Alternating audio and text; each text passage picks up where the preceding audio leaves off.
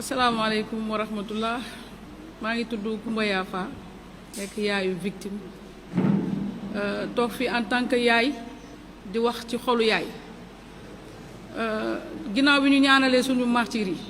muy suñu njaboot googu Macky Sall ak ay vampire am massacré suñu xel du mës a jóg ci ñoom di leen ñaanal fu ñu toll di wax ni dañu am xol buy sañe ndax fan yii yëpp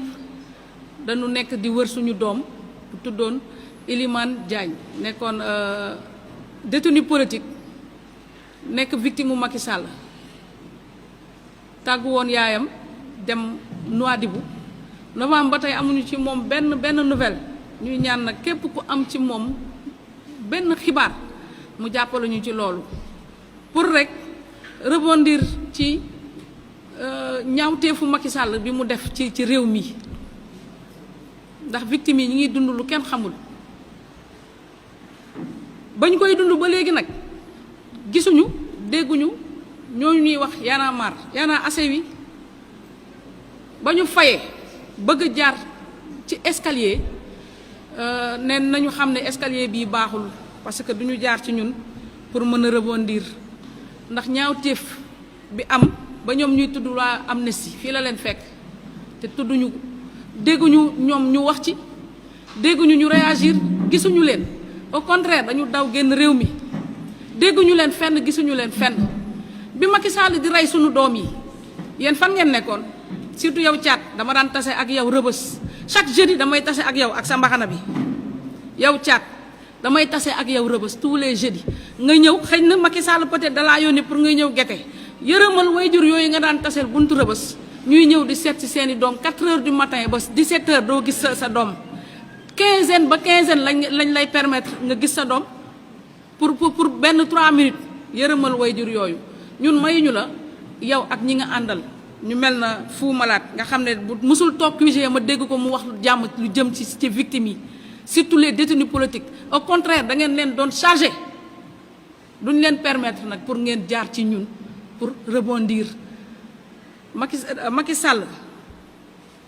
noonu laa ko mën a tuddee da ngeen ko doon protéger parce que su ngeen attaqué Abdoulaye Wade ci Karbrakan